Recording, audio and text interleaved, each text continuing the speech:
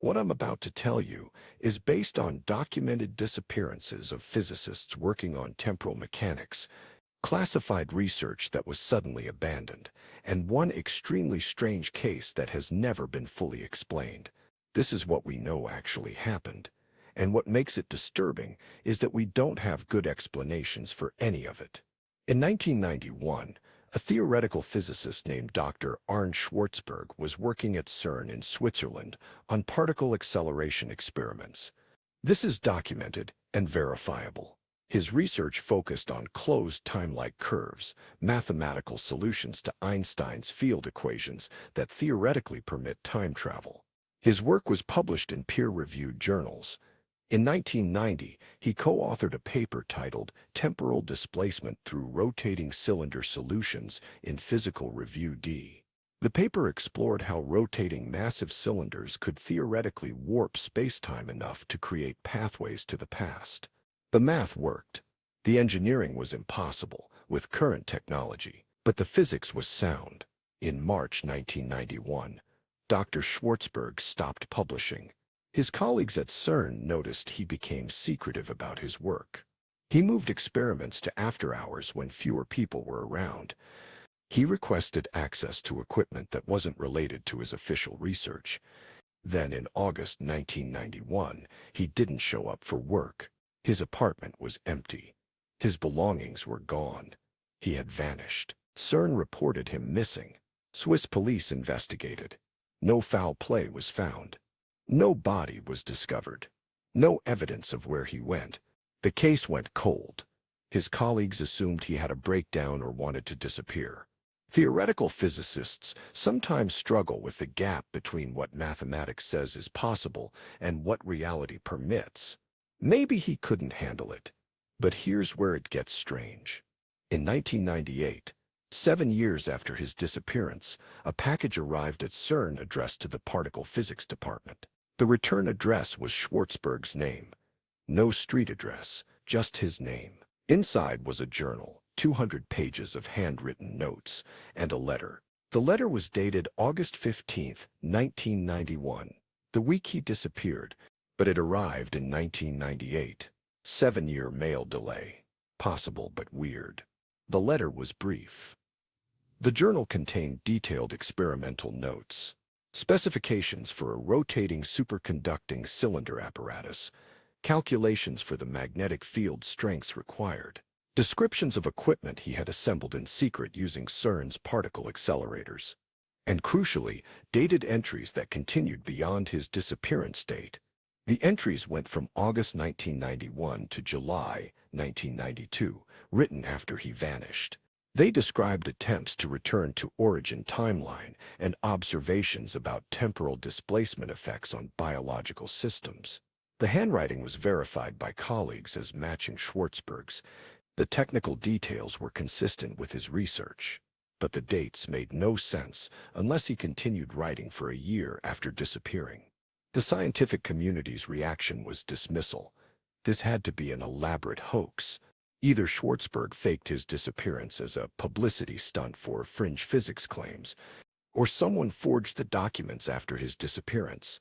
Mainstream physicists don't vanish and then send mysterious packages about time travel. That's science fiction. But 3 details made people uncomfortable.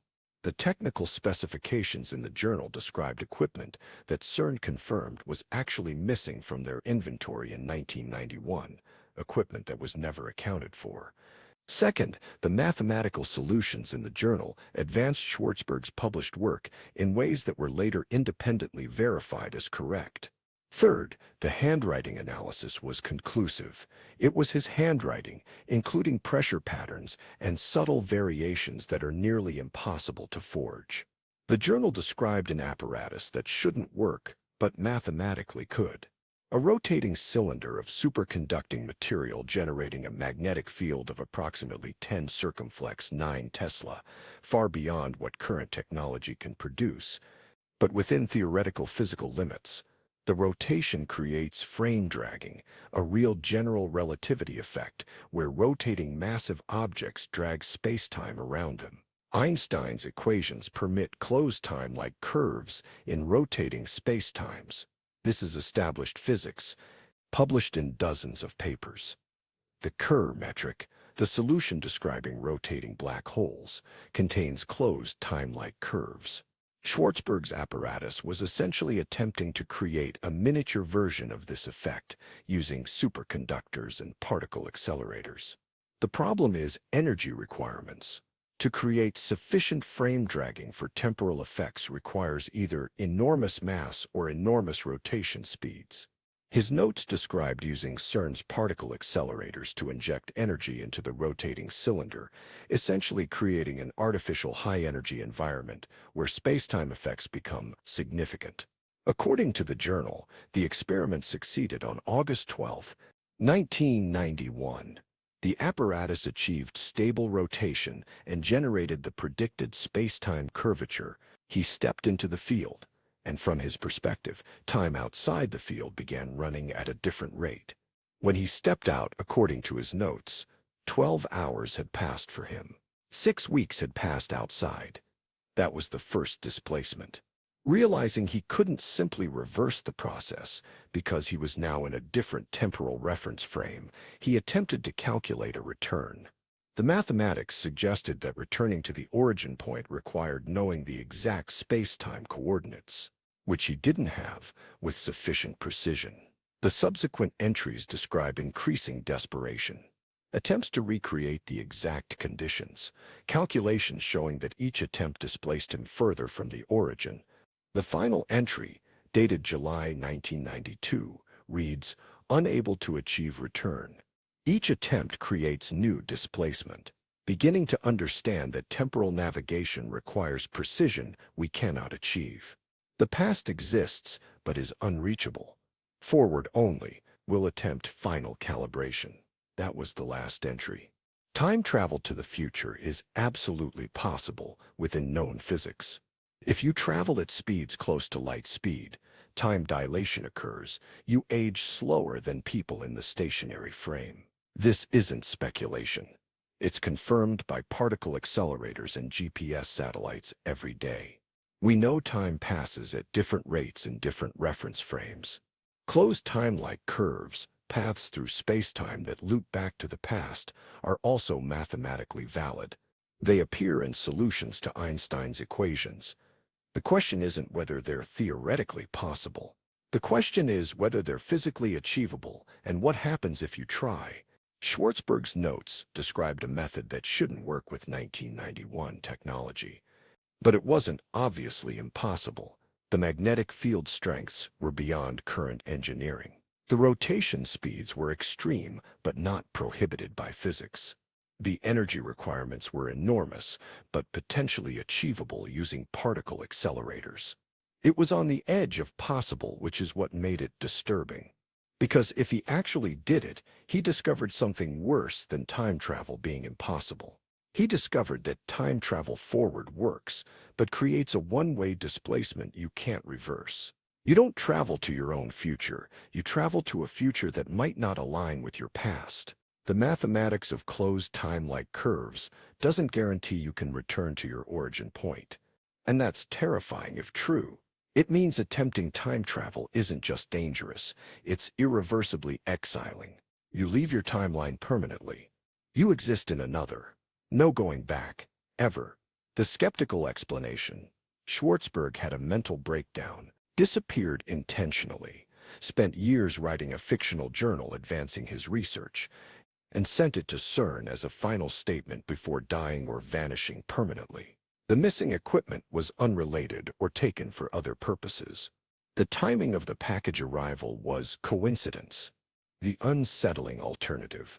The journal is authentic. He attempted something that worked partially. He displaced himself temporally and couldn't return. The journal entries written in 1991 to 1992 from his perspective arrived in 1998 from ours because of the displacement. The warning is real. Temporal mechanics permits travel, but not return. Whether Schwarzberg's story is real or elaborate fiction, it highlights something important about time travel physics. The mathematics of general relativity permits closed time-like curves. The physics doesn't prohibit temporal displacement, But nothing in the equations guarantees symmetry, that going forward means you can come back. This is fundamentally different from space travel. If you travel 1 billion miles in one direction, you can travel 1 billion miles back. But temporal displacement might be inherently asymmetric. The future is deterministic from the past. The past is not deterministic from the future. You can move forward along the timeline.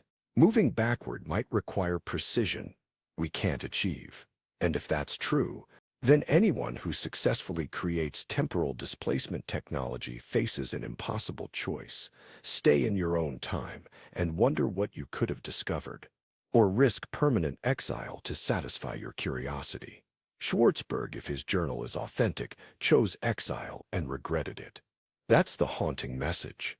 Some doors once opened cannot be closed. Some journeys cannot be reversed. And the future you travel to might not be the one you can live in. Whether he vanished into a temporal displacement or simply disappeared to escape his own mind, the warning is the same. Be careful what scientific doors you open. Some of them only swing one way.